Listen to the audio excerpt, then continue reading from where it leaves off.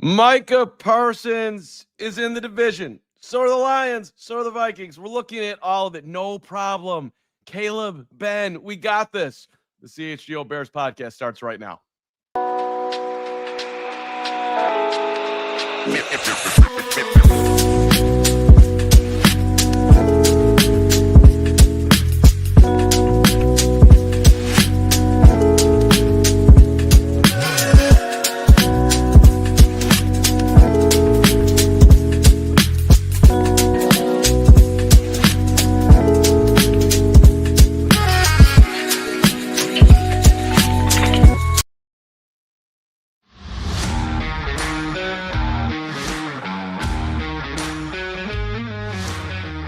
Yeah. We didn't see this one coming. I mean, even when the rumors were out there, I didn't really believe it. But here we are. The best defensive player in the NFL is in the division. No problem. This is the CHGO Bears Podcast. We are proudly brought to you, as always, by our friends at Bet365. Download the Bet365 app and use the code CHGO365 when you sign up. Whatever the moment, it is never ordinary at Bet365. And this Bears podcast presented by Bet365. Gregory, before we bring in our esteemed guest, who I worked with in Kansas City, my good friend, my tennis buddy, my phenomenal on the hoop court, too. We might have a second for all of that. Sean Sharif joining us, 103.5 The Fan. But you didn't sort of freak out yesterday when Micah landed in Green Bay. You sort of just were, very level-headed Braggs. Do you have a freak out in you right now? I didn't mention this to you, but I'm just wondering, is there any freak out that you'd like to get out as we're, 18 hours later? Well, full disclosure, I haven't been feeling well the last few days, and it came to a head yesterday. And I think that honestly played into my performance on our noon show and honestly my reaction to our breaking news show. I mean, we have a lot of things when things like that happen from a production standpoint and getting all our ducks in a row. My head was spinning. And if I had to go back and reassess my reaction to it, I think a lot of people are right, at least the people that were in the comments after our show. I think there was a lot of copium, a lot of trying to rationalization why it's okay. I think I still will lean towards this is a great move for the Packers and a team that was, a playoff contender, Super Bowl contender last year, and certainly has a very good roster this year. And now they're adding the best player to their roster. And so maybe it makes a little more sense to give up, 2 first-round picks and pay him nearly $50 million a year. But for the Bears standpoint, would you make that same move? I think it is debatable if the juice would be worth the squeeze right now for the Bears. Now, certainly there's no question if we had done a breaking news pod on Micah Parsons coming to the Bears, we all would have, reactively lost our minds to that. So I'm not going to pretend otherwise. But I do think that both teams are kind of in a different situation. They're certainly pushing all their chips in on Jordan Love, and they've got about 2 years to see if they can win a Super Bowl with him, but they've certainly upped their chances with Micah Parsons on their roster now. Okay, I'm going to call it the same muted response that you're copying. That was a copium response. But that's fine. That's where you are. I'm not trying to twist you into a really upset Bears pretzel.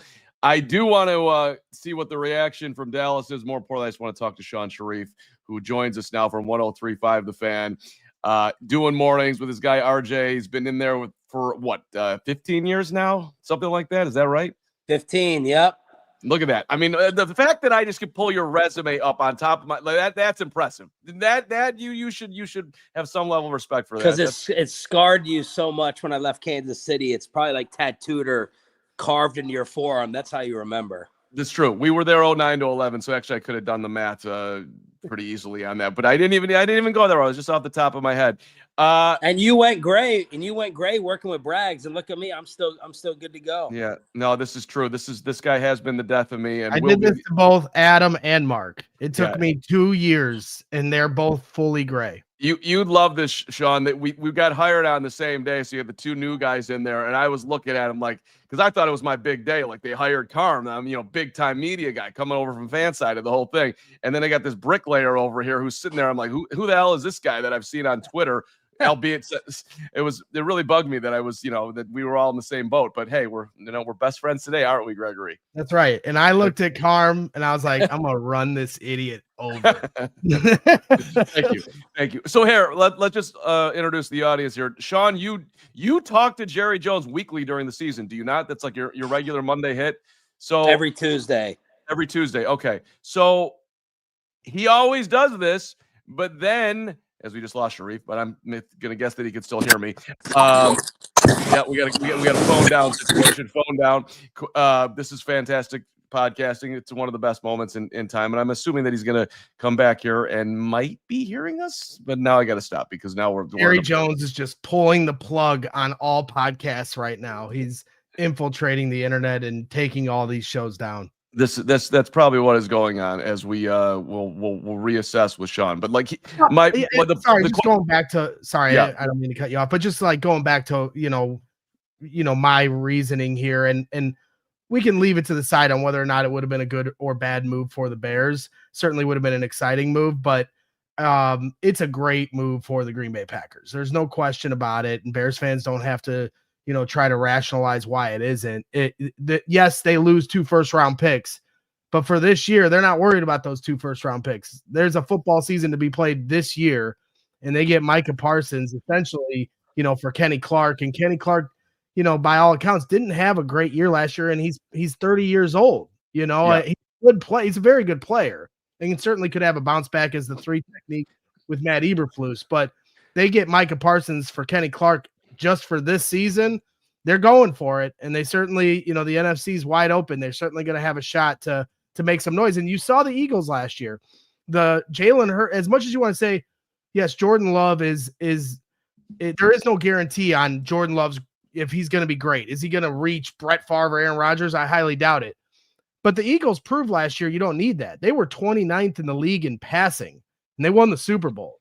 Now, they have a lot more talent, and I think it's pretty fair to say they have a lot more talent than Green Bay does. But at the same time, when you have a guy that can be a game wrecker on your defensive line, that's certainly going to make your margin of error much bigger, and it has for Green Bay. Yeah, and all true. And when I was going back over, my thoughts that I didn't say yesterday, look, you have some high-priced players on the Bears that I don't know if Dallas would have been interested in any of them, namely Montez Sweat, because he doesn't play on the interior. But I would have been very interested if I was Ryan Poles on the phone. Like, do you want Montez Sweat? Could that be the main part here alongside draft picks? What do you think about that, Sharif? Can we give you an edge rusher alongside picks in Chicago? They're the Bears won 5 games last year. The Packers won 11. They're going to be higher picks. Well, Jerry would instantly tell you no, because last night in the presser, the criteria started with 2 first-rounders and a D tackle. The Cowboys can never stop the run.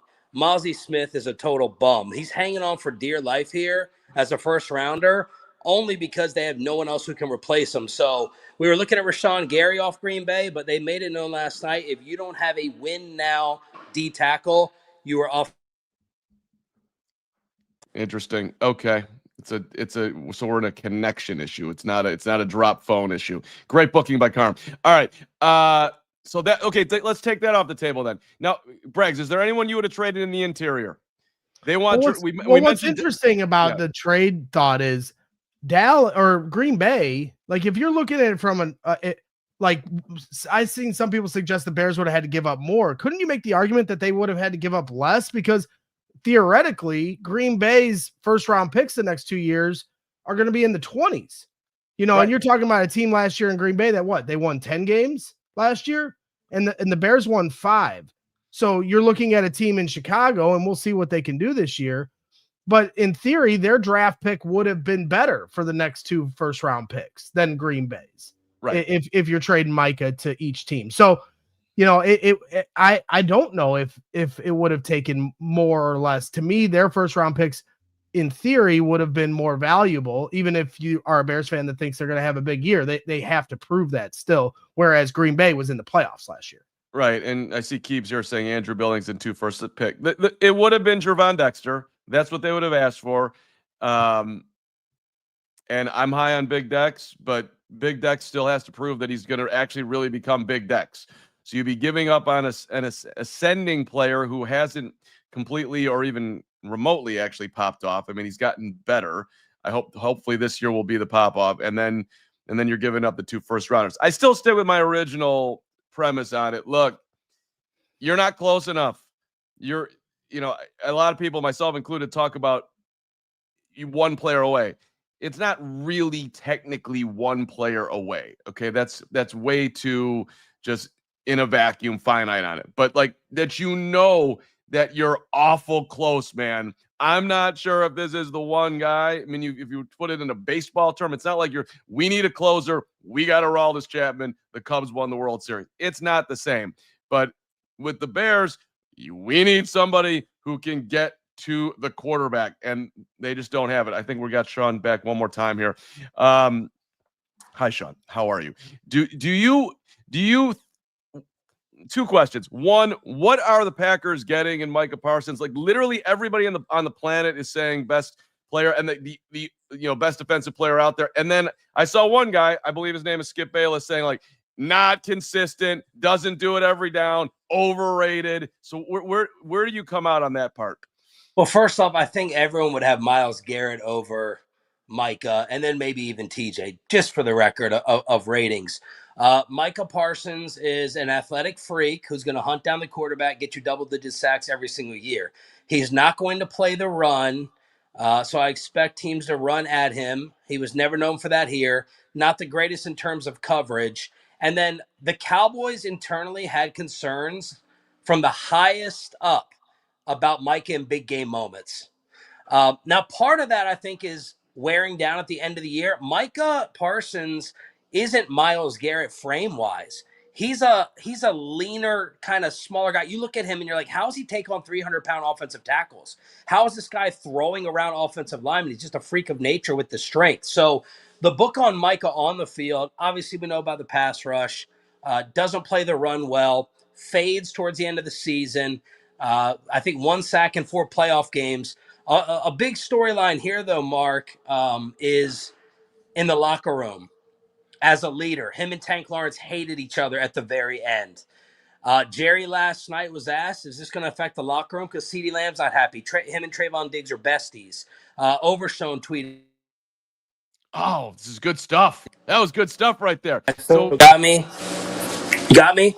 A little. We got you with no screen, but keep rolling. This is good. We'll superimpose your face. And gone. I think we got. Let's go back to me and Greg again. Great booking, Carm. Technology is a challenge, but I thought that was interesting there, Gregory. Fades at the end of the season. Locker room cancer. That's what I just heard. Green Bay's going to fall apart with this guy. He's still a great player. I mean, we'll see, right? It's not a guarantee that they win a Super Bowl with Micah Parsons. Dallas has had Micah Parsons the last few years, and they didn't win a Super Bowl.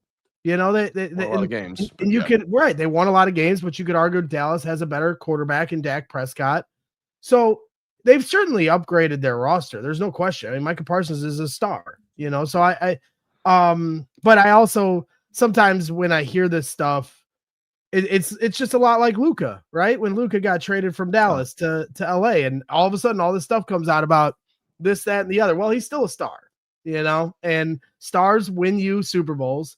The more stars you have, the better chance you have to win one. Now, Green Bay's got to, they've got other holes. I pointed this out yesterday. They've got Xavier McKinney in their secondary, but as Gary pointed out in the chat, they also have a wide receiver that's converted into a corner here in their secondary as well this year. So, they have certain things on their roster that still need improving, and now you don't have 2 first-round picks. You don't have all that money that you're now giving to Micah Parsons. Those are things that will affect them in the future. But for this year specifically, they're going for it. And so, I tip my cap to them. The Bears went for it in 2018. It almost worked. Short of a double doink field goal, they had all the momentum in the world. And you can shake your head, but we'll never know what they were going to do. They were going to play the Rams the next week, a team they had beaten, just a month before that. And so, they certainly would have had a puncher's chance. Okay. And that was with a less talented roster than you could make an argument than Green Bay has right now. So Green Bay certainly has a puncher's chance to win the Super Bowl. I would say even slightly better than a puncher's chance too. I mean, you can, when you look at where they rank in the NFC right now, to me, this does change the calculus in the division. I would think that it's more than fair to say they're the favorite to win the division right now. Detroit, you think they're going to step back. Everyone, I think Minnesota is going to step back. And unless the Bears completely flip the switch that they haven't quite yet flipped or come even close to flipping, I'd say in the preseason, to say that the Bears are going to win the division is an awful big leap. I thought it was super interesting what Ben Johnson was saying earlier in the week about setting a foundation. What's going on over there? Who are you talking to? My whole thing is just, if you're going to upgrade, like a guy like Trey Hendrickson was really intriguing. All you would have necessarily had to give up, in theory, is a 3rd round pick for him, right? Right. Where you can upgrade and have this caliber, a guy that led the league in sacks the last 2 years, but not mortgage your future with the 2 first-round picks.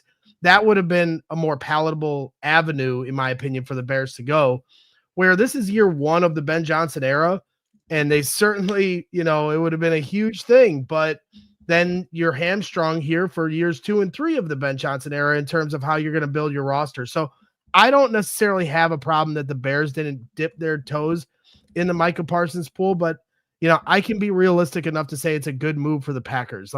And if they don't win a Super Bowl over it, so be it. But if you're a Packer fan, are you going to blame them for trying? I always want my team to be aggressive. I wanted the Cubs to go get Shohei Ohtani. I don't care how much money he makes. And if it didn't work, then I wouldn't have blamed them for trying. What I have a problem with is when you don't try as an organization, you don't go for it. And so there is a calculated risk that you have to consider. And so I just think for the Bears right now, they're not in the $47 million a year, 2 first-round pick range, but I have no problem with them looking elsewhere to try to upgrade at their pass rush. But let's keep our first-round picks. Those could be great players here for the next few years for Ben Johnson for the next 10 years. All right, we'll get the Packer angle coming up in about 15 minutes, but we're going to peek in on Detroit and their training camp and their reaction with Jake Rietma coming up in a couple of minutes. But first, Four Seasons Heating, Air Conditioning, Plumbing, and Electric has been serving Chicagoland for over 50 years. Now is the time to get your air conditioning checked out, and Four Seasons experts are ready to help you with AC installation, maintenance, and repair. Schedule your Four Seasons AC tune-up today and save $50 and enjoy a 1-year no breakdown guarantee. Save up to $4,000 on new comfort systems with Four Seasons. New AC units from $39 a month and AC furnace combos from $57 a month. They have it all, my friends, and they're taking care of you, helping you save some money in your pocket. Your trusted local experts are Four Seasons Heating, Air Conditioning, Plumbing, and Electric. Visit fourseasonsheatingcooling.com for all their special offers, money-saving coupons. That's fourseasonsheatingcooling.com. And a shout out to our friends at Prize Picks. They are back, and it is the most simple way to play. Use your talent, your knowledge. Just pick more or less on a 2 to 6 player stat projection. And if you get your picks right, you could cash in and win up to 2,000 times your money. They're available in 40 states. So if you're watching us all over the country, hey, chances are Prize Picks are there for you, and they put their members first. So all withdrawals are fast, safe, and secure. They also invented the flex play, which means you can still cash out if your lineup isn't perfect. And I'm looking at this for Monday night. If I just pick 2, if you want to say that Caleb's going to be great, 212.5 is the number. Take more on Caleb, and then, hey, you don't believe in J.J. McCarthy against the Bears defense. That's 222.5. Take less on JJ. I'm using my amazing picks and my amazing talents. Prize Picks, the best way to win real money this football season. Which players are going up? More on Caleb. If you believe it, do it. Download the app today. I believe it, baby. There you go. Download the app today. Use the code CHGO to get $50 instantly after you play your first $5 lineup. Once again, download the app today. Use the code CHGO to get $50 instantly after you play your first $5 lineup. All right. As we move on from Sean Sharif and his internet situation, I didn't even get to talk mixed doubles. Do you know he was the mixed doubles champion in high school there, Braggsy? You're muting your mic left and right here. I'm Well, I've been muting because I've been coughing, and no, I haven't heard about his mixed doubles, and you can do a breaking news pod about it later. Okay, we'll do that later. Jake Rietma, I don't know if he plays tennis, but he did go to Northwestern, so he is a brilliant man, and he knows. There it is. He's got the cat helmet. We got Tulane tomorrow. Let's go. 11 o'clock kickoff. You're fired up, Braggs. Cam Porter pregame show tomorrow. Fired up. But so there it is. Go Cats. David Braun's at the year 3. Maybe, if it doesn't work out, I think Pat Fitzgerald's back available. Maybe they can go back that way. But we won't talk about that. All right. Hey, Jake, what's your reaction up in Detroit to Micah Parsons being in the division and the Lions now, hands down, being at best picked to finish second in the division by those who still believe in Detroit with everything that's happened in Detroit? Yeah, well, guys. First and foremost, thanks so much for having me. I'm glad that Greg could find his way off the golf course and back into the studio. Wow. Just about every time I pulled up social media, he was playing a new course, and I was jealous. So, but I guess that comes with the territory when you have an off-season parade that lasts the entire off-season like the Bears do. So good on you on both those fronts, but really glad to see you back in studio. My reaction to the Micah Parsons trade, a lot of layers to it. First and foremost, obviously, big time news bomb that drops, and you've got the excitement and the rush and everything. From a Lions perspective, listen, it feels like a missed opportunity. There were a lot of loud Detroit radio hosts on the internet that wouldn't respond to any of my tweets saying, hey, let's pump the freaking brakes a little bit here and not give Green Bay a divisional title. And then I'll go, though that would fit right along the lines of winning the offseason, which, again, you want to win the offseason that the Bears consistently do. But I just think it makes them a much better team, of course. But Micah Parsons, while his production, you can speak to a lot of it over the course of his career, there are points in that production that you can look at and say, okay, what has he done in playoff games? 1 sack in 4 games. What has he done to a locker room? Yes, there's his guys in Dallas, but there's also, if you ask the right people, they would say from an organizational perspective, they were ready to pack his bags for him. And what all of the body language and the lack of leadership and laying down on a training table during a preseason game. I mean, this guy doesn't come without baggage and without drama. Yet at the same time, the skill set, of course, is undeniable. So a lot of different layers to unpack. And, we're still in the 24-hour window of it all, but I'm not ready to crown Green Bay the champions of the NFC and the team to beat and everything else. They got a really good player that also comes with a lot of baggage. Oh, hold on one second here. Let me just rewind to the start. First of all, if you were the Packers, would you have made the trade? Yeah, I think so. Okay. It's a win now window. You're putting a lot of faith in Jordan Love, and depending on which Packer fan you talk to, I don't know if everybody's as committed to Jordan Love as the organization clearly is. Right, because they paid him. Whereas with Mitch, yeah, sorry, I meant fans, right? Yeah, sorry. Exactly, because that's the difference. Like whether you or I or any fan believes in Jordan Love, they paid Jordan Love, so they believe in him. So to your point about win now, they already made that declaration by paying Jordan Love what they paid him. Right. Yeah. Okay. The Jordan Love thing, I do find it kind of interesting, and I get it. Back-to-back years, 11 picks, and you can't just read the picks. If you're watching him every week, puts the ball in harm's way more than you would like. But this is still an ascending quarterback who's had a pretty good start to his career. I don't, especially honestly from a Bears fan standpoint of just watching quarterback play, I don't know if I wouldn't mind a Jordan Love ascension here in Chicago. That wouldn't, if Caleb went on the Love path, that wouldn't be too terrible. I'd take 32 touchdowns and 11 picks this year in year 2. I think most Bears fans would, but yet Jordan Love. I'm like, let's not really let's have an accurate assessment of who Green Bay has playing quarterback.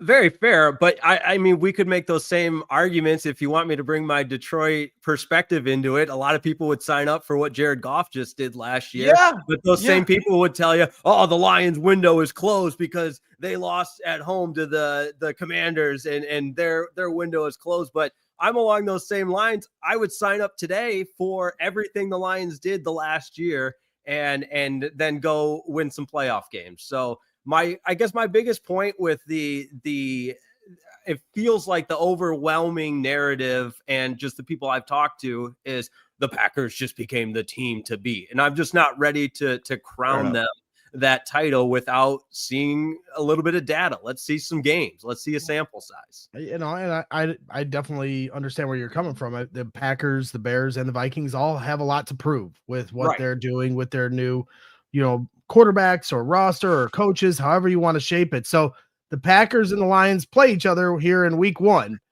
And so just while we got you here, we haven't talked to you since before training camp and around mini camp time. And, we always appreciate you jumping on. We'll give you some of Carm's payroll to pay the bill here for all your appearances. Give it to Sean because my internet actually works. So yeah, that's true. That's true. I don't know. That's really poor. So I'm just curious. Morning show host too. Should be able to afford good internet. Sorry, go ahead. Weekends. Come on. Yeah. Now that the dust is settled here at training camp and you've seen this iteration of the Lions with, a new look coaching staff and everything you've kind of consumed in terms of what they've done in the preseason and training camp, how are you feeling about the Lions? Where are the biggest question marks and what are your biggest thoughts or concerns heading into week 1 when you play Green Bay, Micah Parsons? Yeah. And very, very seriously, I'll be as objective here and less fanboy as possible. Optimistic. You can't, I don't think, understate the impact that losing both coordinators have, and accepting that is, it's just the reality of the situation. I'll start offensively. They traded Tim Patrick, which was kind of a surprise move.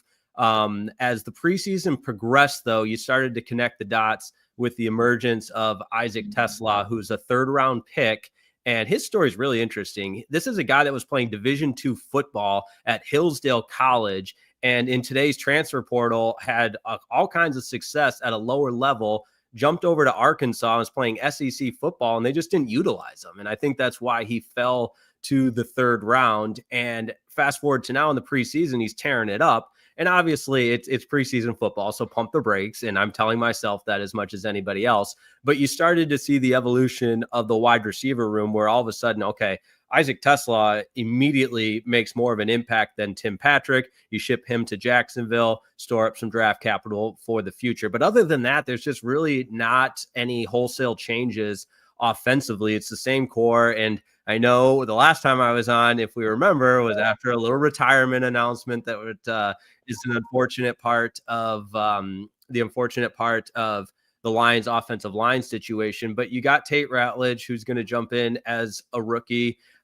You've got Giovanni Manu, who needs to take a step forward as far as, being thrust into a more prominent role, but you still have some veteran leadership on that offensive line with guys like Taylor Decker. So, and then the skilled positions, I don't need to get in. We know Jared Goff is quarterback. You got a guy named Amon-Ra St. Brown and so on. And JMO, where he's at, you expect a little bit of a jump just in his role and responsibility.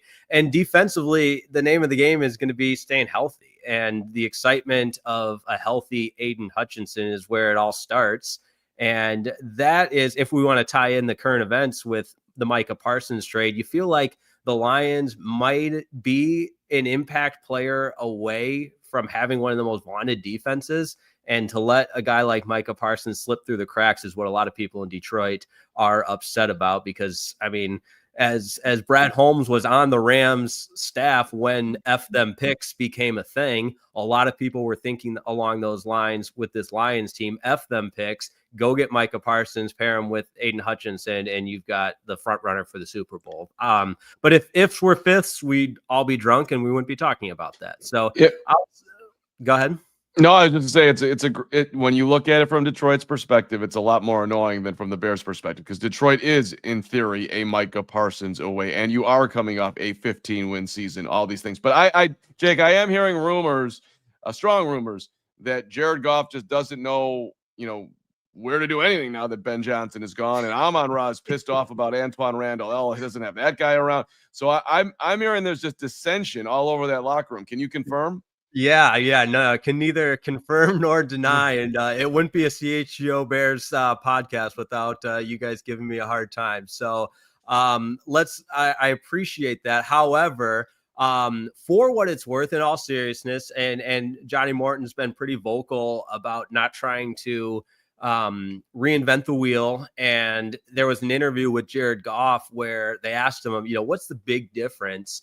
And Goff, and I don't think it was intended in, how everyone takes a headline and runs with it. But the takeaway was Goff feels like he has more say. He has more ownership. And that's not a knock on Ben Johnson. Ben Johnson, emerged as an offensive genius and the hottest coaching candidate by being a control freak and having an unstoppable offense. So it's not a knock on him, but Goff did verbally make it known that, hey, I feel like this is my offense. And that was a little bit of a difference than with Ben Johnson. And, maybe that's not even a good thing. Maybe Sean McVay, a couple of years removed from running the bus over Jared Goff would tell you good luck with that if he's in control of your offense, because we know that's exactly what he said when he was traded to Detroit, because McVay is just a really, guy's guy like that. But that's neither here nor there. But to land the plane a little bit here, I think Goff will have a little bit more say in the offense.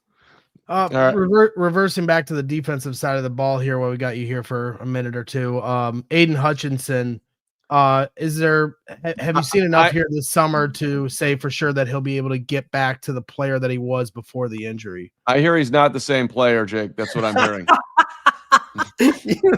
I wish I was in person, man. You guys, I gotta come to Chicago, man. Our interviews might actually get physical. You guys, it's just what he heard. All right, it's out there somewhere. I swear I heard that. It just all right, can't recover. Can't turn the corner. Go all ahead. Right, what if I told you? Gosh, I sound like an ESPN 30 for 30 doc right now. What if I told you that Dan Campbell said in the joint practices they had to implement the Hutch rule, and that is if and when Hutch gets past his guy and is going to blow up the play, you just keep it running, because that happens so frequently that the practice would not be able to continue in a productive way because Hutch blows up every single play. So there is sounds like an offensive line issue over here, Carm. Yeah, for the other team, it's just joint practices, Greg. Come on. No, I mean, listen, you can't ever trust what coaches say. That's what he's saying. It doesn't mean it's actually happening. I mean, we got to see it on the field. I trust my sources more. You go ahead. Yeah, I forgot. This is the CHGO Bears podcast where we put the tunnel vision on and we just pretend like everything's great. We win the offseason. We got the best coach, the best quarterback. And then until we actually play some games, then we start to, actually acknowledge reality. Look, go ahead, Greg. Final thing here, because I know we have our favorite. We're like building people up to our Packers guests, so everyone brace yourselves for Peter Bukowski joining us. I saw who you guys have. So yeah, for a few minutes, I'm sure Bears fans are just gonna love it. But regardless, so just looking at it, is there anything nice you can say about what you've seen here so far with Ben Johnson joining the Chicago Bears and what he's trying to implement as a head coach? Have you seen it, like, just good or bad? What have you seen so far from Ben Johnson? Really close buddy of mine, diehard Bears fan. So that opening preseason drive when Caleb was dicing everybody up, I had to hear from him.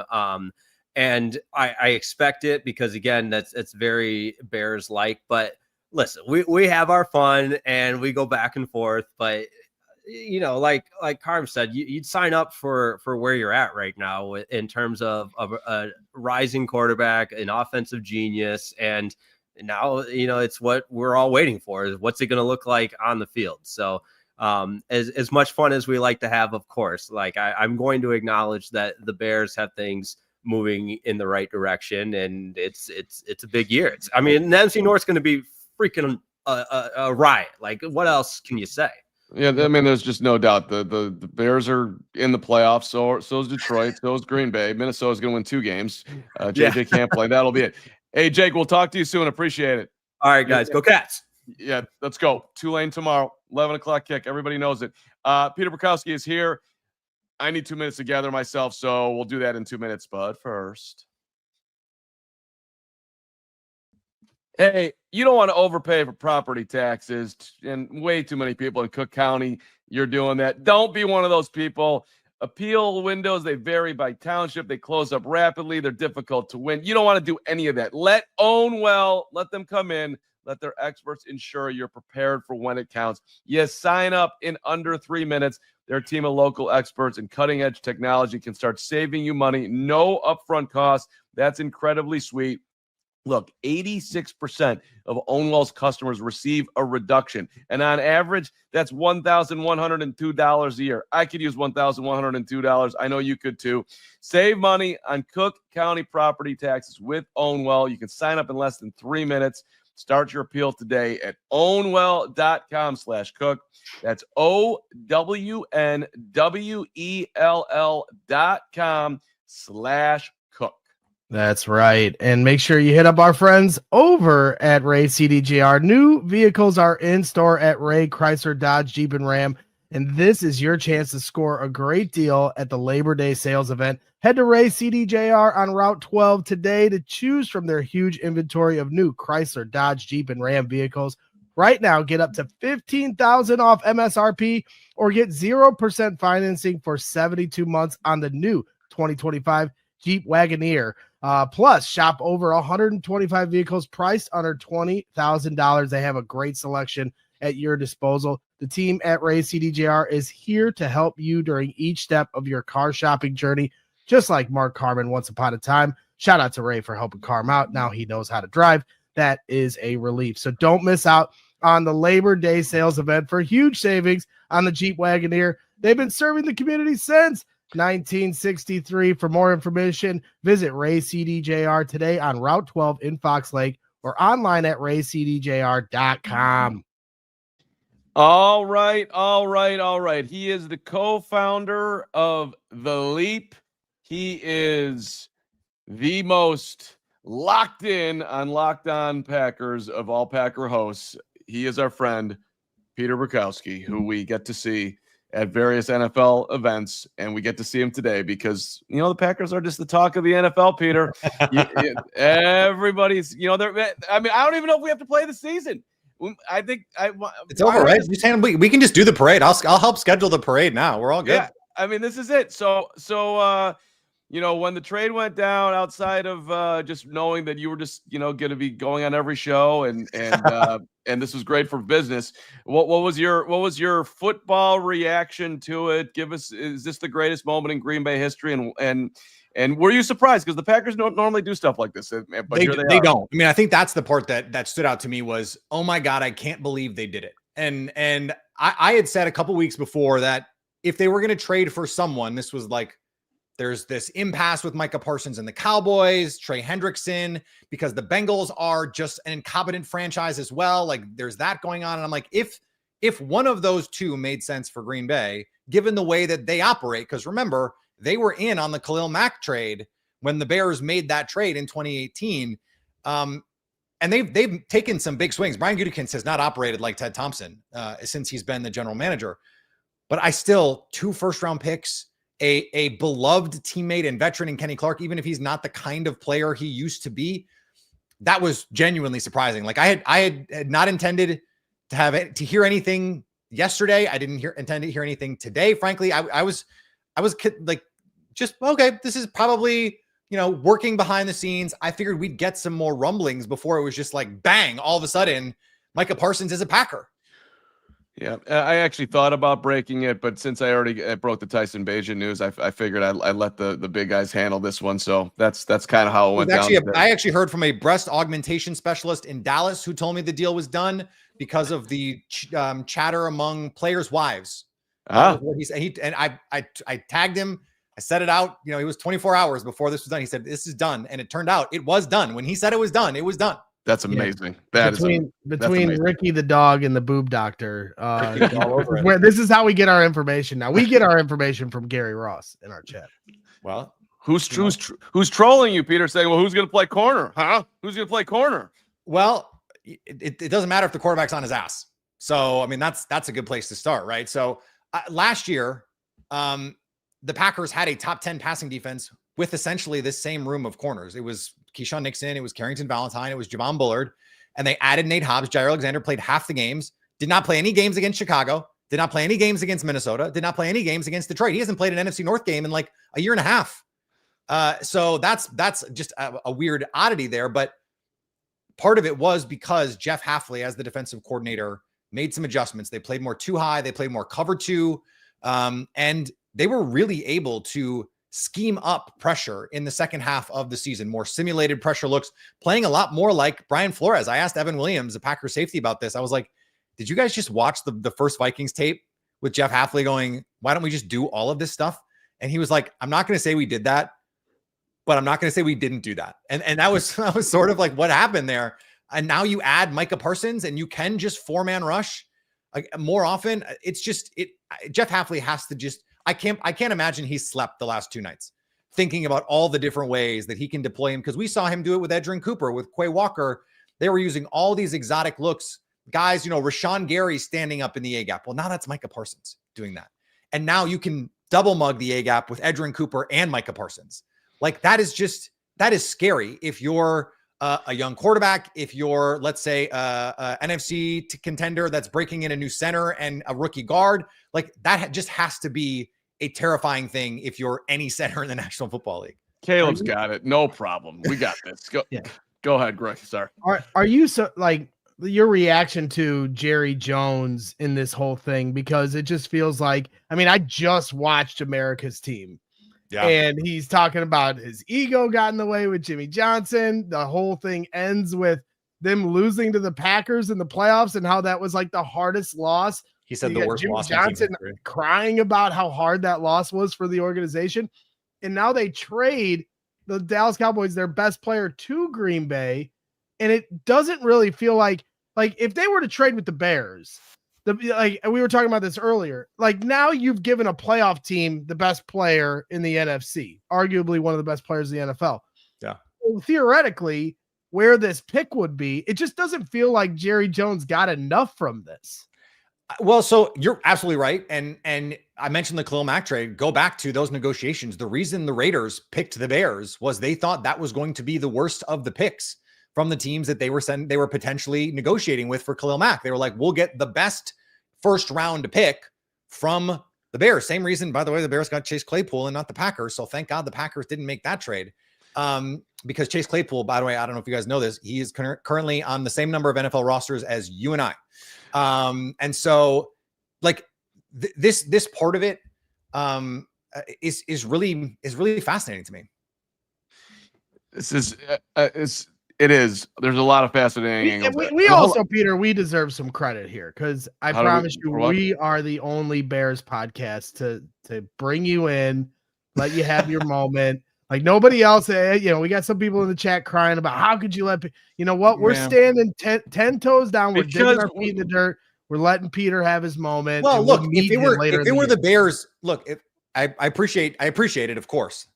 If it were the Bears and they had traded for Micah Parsons, I would have come on and said, hey, like, let me come on and talk about it now. Like the Bears did it. I would have wanted to talk to you guys about it. So that's part of the fun of doing this is having these moments. And I was telling my wife, actually, I was like, these are the moments at doing what we do that you kind of live for. Like this is why we do this job and why we have fun doing it, is because you have those moments where you just go, I think this is the biggest story I've ever covered.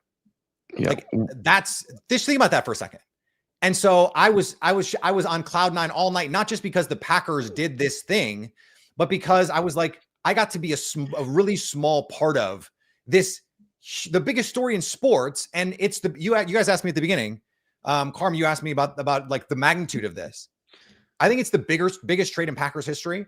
And I think it is the second biggest move in Packers history, only to Reggie White. Like, I guess you probably add Brett Favre in there. Like, if you're going to do the Mount Rushmore of decisions that the Packers have made, it's signing Reggie White, it's trading for Brett Favre, it's drafting Aaron Rodgers, and now it's trading for Micah Parsons. Like, we just lived through we are living through a historical moment. Nobody knew that Brett Favre was going to become Brett Favre at the time, too. So that's not the same thing. The Reggie White. Imagine Twitter and Blue Sky and YouTube and podcasts if a team had given up a guy who had, like, I think he had 6 career attempts and 2 interceptions, no touchdowns. That was his NFL stat line. And the Packers gave up a first-round pick for that guy. It's Like, wild. It's insanity that they did that. That's trusting your scouting, and they got that. They got it right. The Reggie White thing's interesting too, because there are two players in NFL history who've had 12 sacks in their first 4 seasons, and it's Micah Parsons and it's Reggie White. So there's whatever synergy. There's a million comments coming in, and we were talking about it earlier. And this all like goes back to Jordan Love, Peter. Is Love good enough? I wouldn't have done this with Love. They shouldn't have paid Love. I'm on here defending Jordan Love. Like, hey man, if that was the process, the progress of a Bears quarterback, people would be very optimistic where it's going. Oh, they would have called Taylor's and they'd have fit the gold jacket already. 100, right? Exactly. So, but where are you as somebody who's actually watched Aaron Rodgers and Brett Favre and has seen real quarterback play your entire life on? This move makes sense because Jordan is going to be that, or I'm a little bit nervous that it might not work out because of the QB. So it's not that I'm nervous it won't work out because I'm not. I think he's already solidified himself as, somewhere between the 8th and 12th best quarterback in the league. Like, I think he's in that range. If you wanted to be uncharitable, you could go to 14th, and I would say, okay, fine. I think that was right where he was in the Sando QB tiers, 12th, 13th, something like that. I think part of that is he was compared last year to the expectations we had for him, right? He has this great end of the 2023 season, and everyone's going, well, then he should just be, a top 6, 7 quarterback in 2024. And he wasn't. A part of the reason he wasn't is because he was hurt all year. And yet, you look at the underlying numbers. You guys know I love the advanced numbers. They all say that since Jordan Love has taken over, even including last year, he has produced. Qualitatively, we can have a different conversation, but produced quantitatively like a top 10 quarterback. And so if that's what he is, this team is good enough to compete to win a Super Bowl, because you don't need, someone to be a top 1 or a top 3 quarterback like Matthew Stafford. Where would you guys have Matthew Stafford? 6, 7, 8, somewhere in there? Sure. Yeah, 5 to 7 for sure. But he played in that 2021 run like a top 3, top 4 quarterback. Joe Flacco was probably like QB 12, QB 14, and played like QB 1 in the playoffs. I mean, he went on an unbelievable run in that playoffs. You need to have the ceiling of a guy who can do that.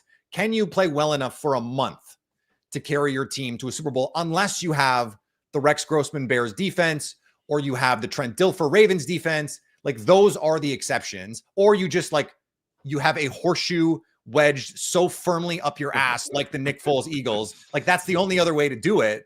And so, and maybe that's how the Packers, maybe that's how the Bears do it. You don't apologize for winning, right? Like, if you win the title, you don't have to say sorry to anybody.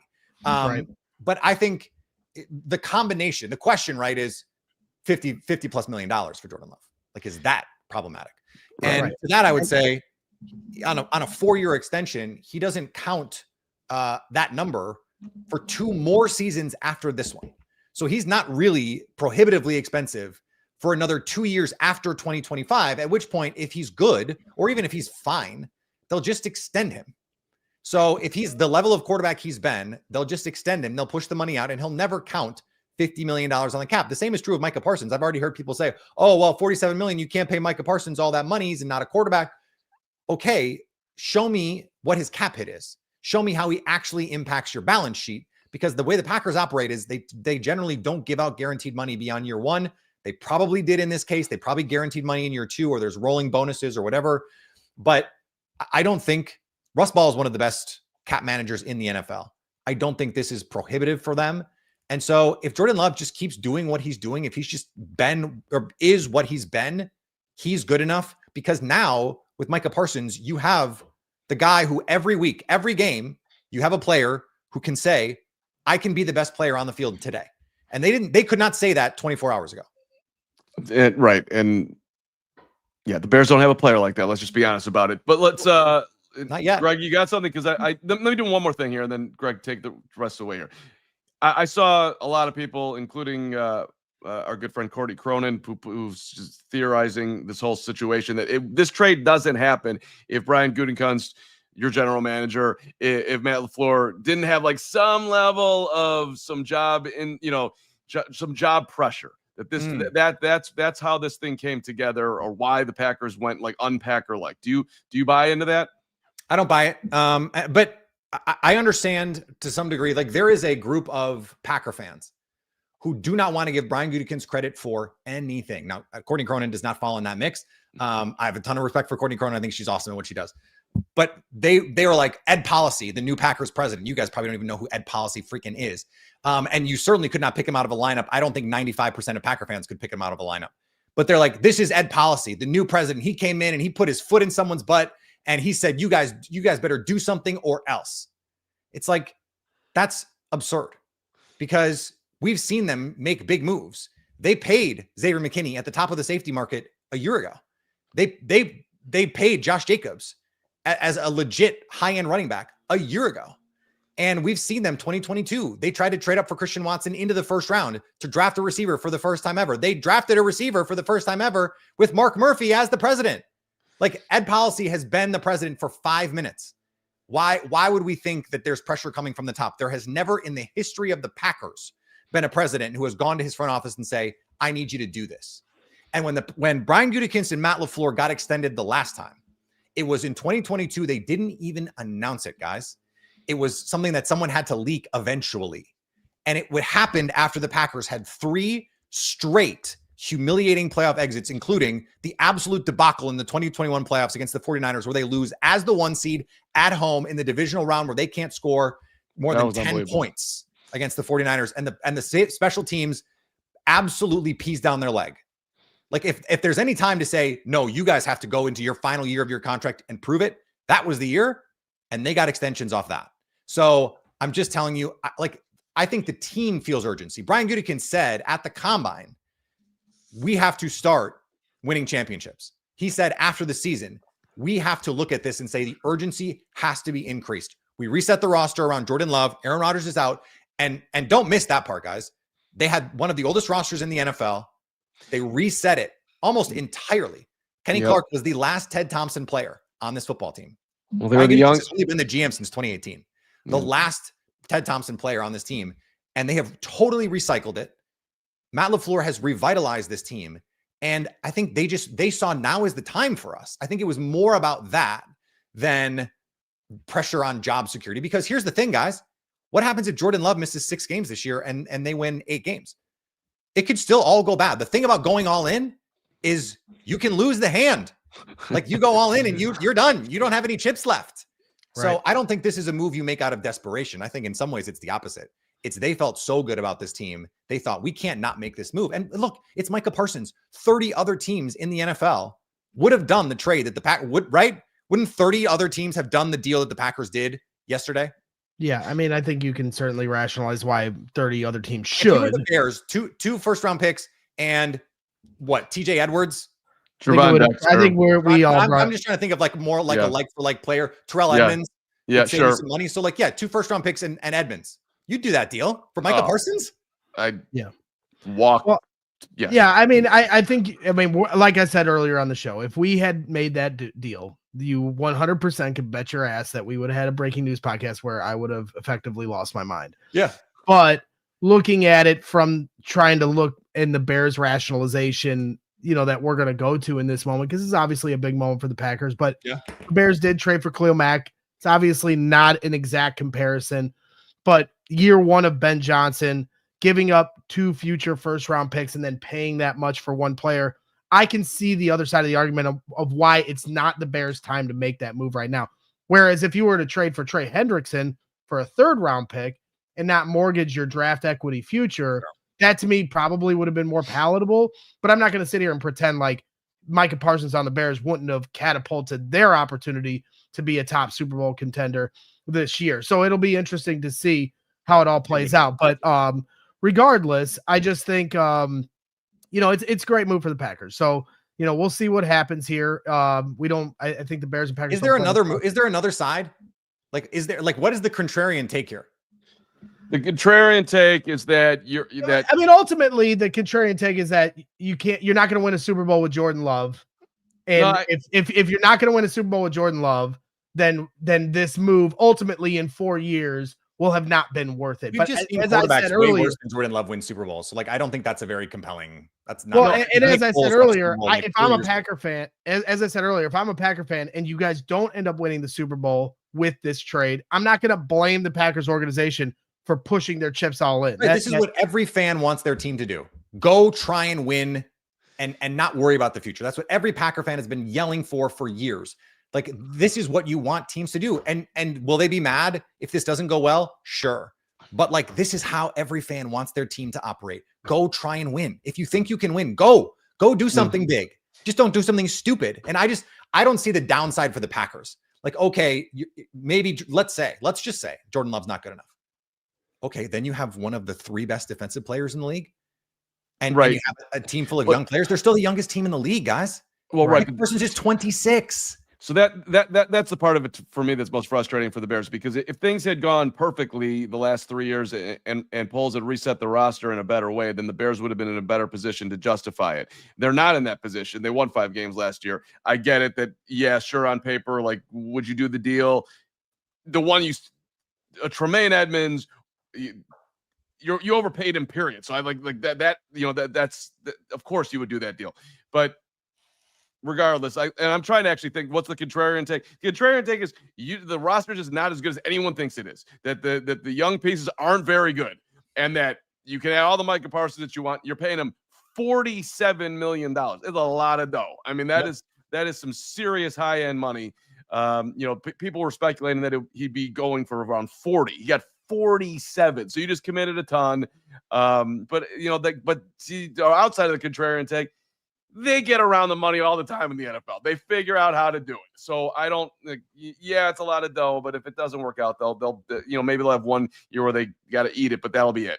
All right. So you got your victory lap, Peter. So throw us a bone here. Okay. The Packers and Lions play week 1. Bears don't play till Monday. So we all get to sit and watch you guys sweat it out and see where this season starts out at. But through what you've seen with the Packers at training camp and preseason and all the reporting and everything you've seen firsthand, so I'm just curious, what are the things you're nervous about with this roster, or just in general, just your overview of the team and just some of the things that I think might give you some concern of what they need to make sure they're getting right in order to achieve this ultimate goal that you're talking about? I mean, I think unfortunately the answer is just health. Like, the team that wins the Super Bowl usually is the team that stays pretty healthy. And so we saw last year when Jordan Love is not healthy, he's just not able to be the kind of player that he wants to be. I think the Packers have done a really good job of building a very deep roster, though. So the offensive line is like 7 or 8 deep. The defense, they kept 6 defensive tackles on this team now. That's 1 less now because Kenny Clark is gone. But they have a corner group that's going to be the question, right? Keyshawn Nixon, Carrington Valentine, Javon Bullard. Do they have another guy? Like, after that, we're talking about Bo Melton, who played receiver last year. So that gets a little worrisome, but it's Micah Parsons. You know what I mean? Like, that's why you make a deal like this, is because you have this deficiency. You can't trade for Patrick Surtain. So you trade for Micah Parsons. And so I think that's going to make it even easier for the Packers to say, we're less worried about this cornerback situation. Also, last year, guys, I mentioned the coverage change that they made. Much like in Detroit, where I don't think the cornerbacks are great. Xavier McKinney and Evan Williams, that's like at worst the 3rd best safety group in the league. They were outstanding last year. Xavier McKinney was an all-pro. And so they make it all work. So if you have the back end set up, and now you have this field tilting pass rusher set up, I kind of feel like some of the margins you're generally not going to win or lose the Super Bowl on those. Well, you might in the actual game, because 1 game sample, you never know. But last year they made it all work without Micah Parsons. And so now I'm pretty confident that with Jeff Hafley and this group, they can make it work. Plus I see someone like Edrin Cooper taking a big step forward. He is primed to be one of those guys, like one of those capital D dudes. And if that happens, then they have someone like that at every level. Parsons, Cooper, McKinney, those kinds of teams, those are Super Bowl teams. Hey, Peter, we got about 30 seconds here, but the Bears and the Packers have a very similar start to the season. Both have the bye week in week 5, and then it's a very weird. We don't play each other until week 12 and week 14. So what or whatever it is, there's 12 games you'll be in, 12 games played. So week 14, excuse me. What's the Packers record when they meet the Bears the first time this year? Yeah, 12 games to do the math on. What's the Packers record? What's the Bears record? 12 games. I would have to look at the schedule, but my gut is something like, if there's 12 games played, like 9-3 versus 7-5. Whoo! So you're Bear optimistic, Peter. You just went Bear optimistic.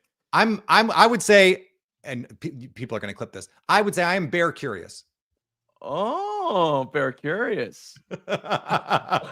I love Bear curious. So you're a believer. I think the variance is extremely high. Like I think they could win 5 games. I think they could win 11. Like that's it. Like if Caleb is good, if this offense clicks, if Ben Johnson is the guy that you guys think he is, and Caleb is the guy that you guys think he is, they can win 10 or 11 games. But if he's not, and I think particularly with Caleb, I have my more concerns than Ben Johnson, then I think we're looking at like a 5-7, 6-6 record when the Packers play them. But I think there's enough talent on this team to win some games. Were you disappointed in Matt LaFleur when Ben Johnson called him out, and then Matt LaFleur, kind of was afraid to jump in the fight? I just thought it was such like weird behavior from Ben Johnson to call out someone he doesn't even know. Like, what a weird thing to say. You're the Packers. I mean, come on. Just weird. This is weird behavior. No. Always got to be thinking about the Packers. Well, you're our rival. I mean, Lovie Smith, he came to the podium first time. How did that work? We're going to beat Green Bay. And he held up to that for the most part. I agree actually with Peter on this. That was the weirdest moment of Ben's time here. Everything else has been the most on point dude ever. Honest. I mean, I've loved everything he said. That one I was like, I don't know. And the worst part about it is he thought he cooked. Yeah, well, we'll see. Pokemon Profits got the Bears 12-0 and you 0-12. That's probably a good place to end this. Peter, thank you, brother. We always appreciate having you on. Thanks, guys. And we'll talk soon. Be good. Thanks for taking the time. All right. Hey, we're overtime, but we're still going to break for overtime. So let's do that. And we got a fun way to wrap up the show today. We'll do it for fun.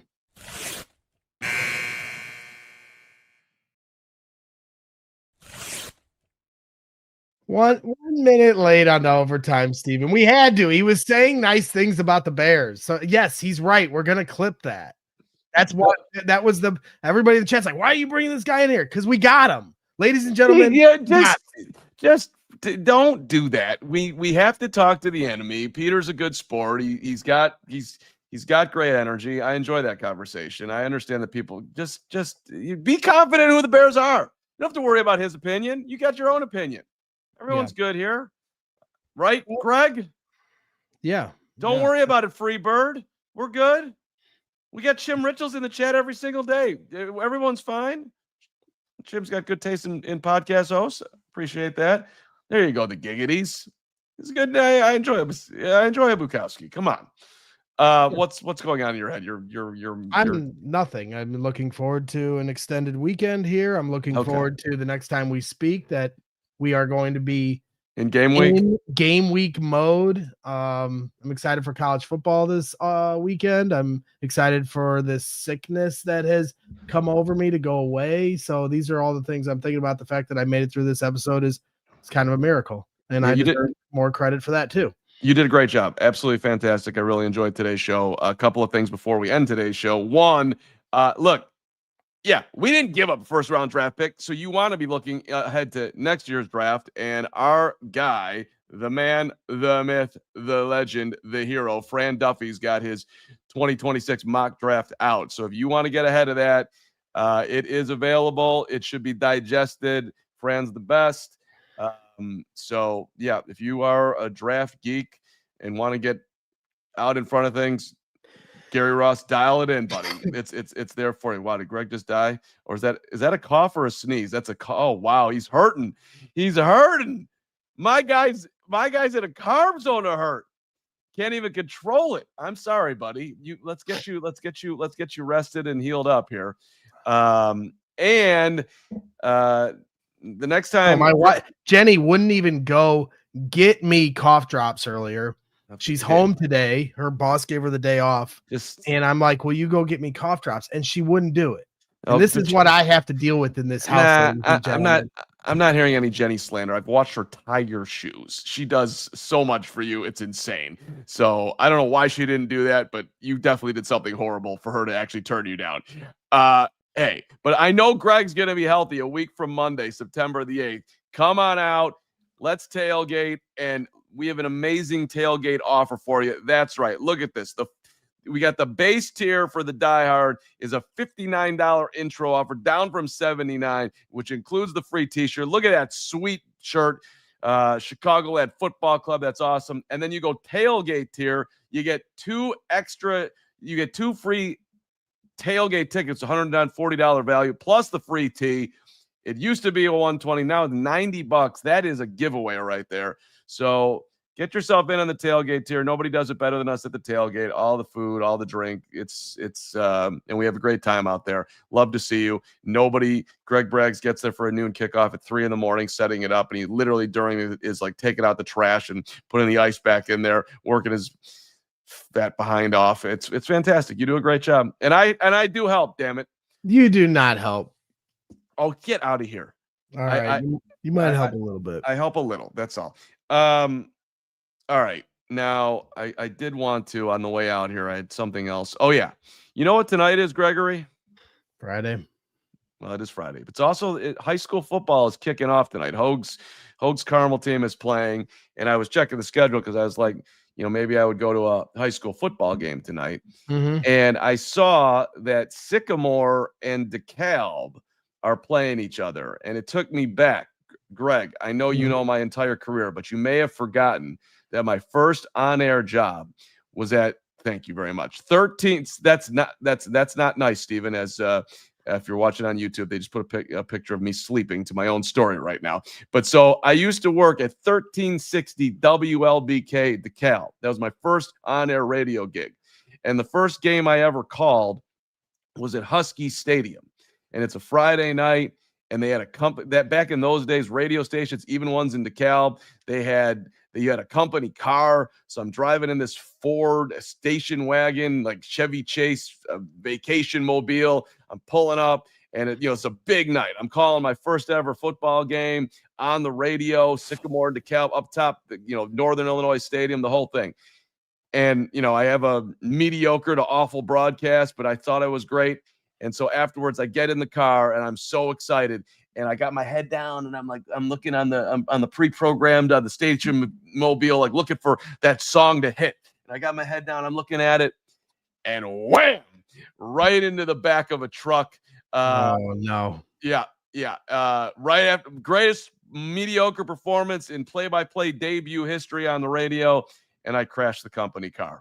So shout out to everybody playing high school football tonight, all the kids who put effort in to be there, coaches, whatnot, educators, and all the radio people too. And when you're going home tonight, don't put your head down in the dashboard. I know we've got, alarms that go off on cars nowadays that probably would prevent that. But that was it. And that car, by the way, ended up totaled.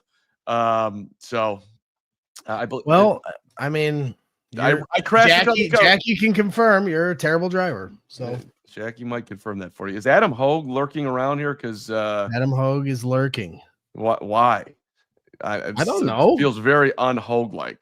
Oh, he doesn't want to come on. He just wants to have a quick chat after the show. That's so upsetting. I got excited for. I thought that Hogue was going to yell at us for something on the air, and it would have been good podcasting. But whatever. We've got a few super chats before we get there. Yeah, let's do that. Let's super it up. Derek Jewett, $5. Love you guys. Hope you guys have a safe weekend. What is the final score of Vikings versus Bears? Greg, what do you got? Final score of Vikings versus Bears. You want to hold it for next week, or are you going to give it to Derek? Let's hold it, Derek. Come on, don't spoil it now. Let's wait. 68-1, Derek Jewett. They'll only allow a fake extra point. Thank you for the love always, and the CHGO NASCAR is amazing. I'm starting to lean Bears on it, but I will hold my score. Samson Gaudreau, $5. Gentlemen, schematically, what do you think the Bears do to attack Micah's weaknesses, which there are a few of? Got to be a lot of 12 personnel. Well, I mean, obviously the number one thing is you're going to run at him, right? But who's the left tackle? Who's plowing down the field? Hopefully, Braxton hits a level that he hasn't hit in training camp. By the way, Hogue says they'll come on if we get to 500 likes. What are we at right now? Anybody? I have no idea. I'm so dialed in on this podcast that I don't know how many people are watching or how many likes we have. But if we get to 500, Hogue will come on. What do you got a thought on that for Samson? No, I think you're 100% right.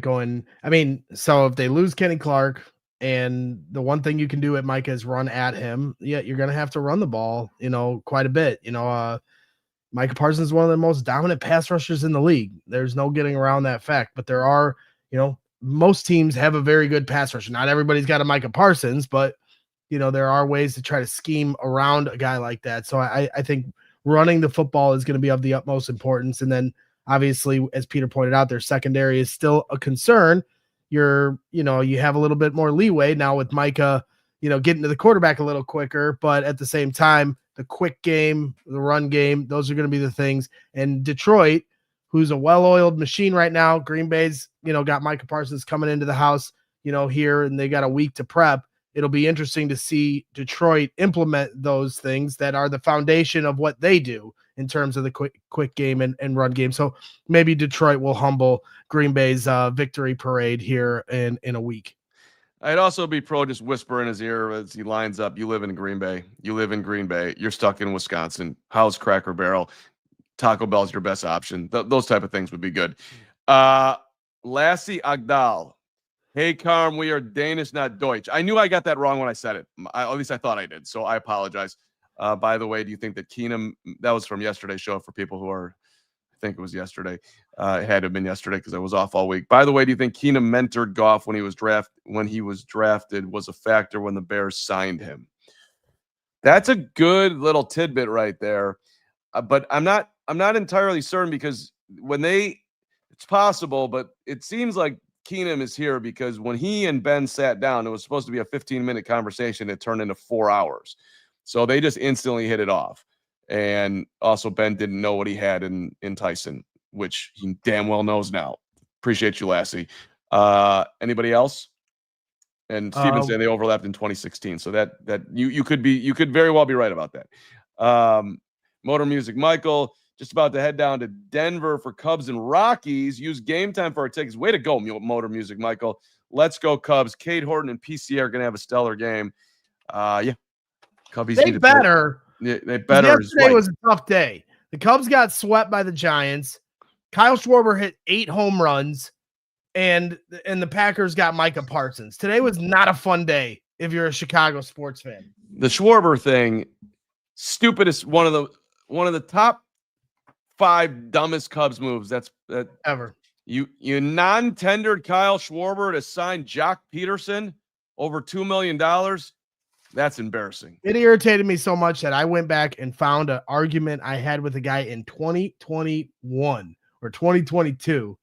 And he made this snarky comment to me about, oh yeah, Cubs fans obsessing over a lifetime 225 hitter never fails. And I hit the like button on it. That was it. There you go, idiot. He's got 50 home runs this year. He's probably going to win MVP. He's on his way to 78, man. He's a free agent. As Hogan in our little private chat, or even dumber, the Sox didn't sign him twice. He would have been a perfect fit for the White Sox. That's very fair. Gas Power, $5. It'd be kind of funny if the Bears and Vikings end up being 1-2 in the division by the end of the season because football is just weird like that sometimes. We'd all sign up for that, Gas Power. I wouldn't bet on it, but we all sign up for that. Okay. I'm still trying to figure out the line for Monday night because you really think that J.J. McCarthy is going to come in here in week 1 and roll? And Prize Picks, we're talking about more or less with Prize Picks. They've got him for 222 yards, 10 more than Caleb.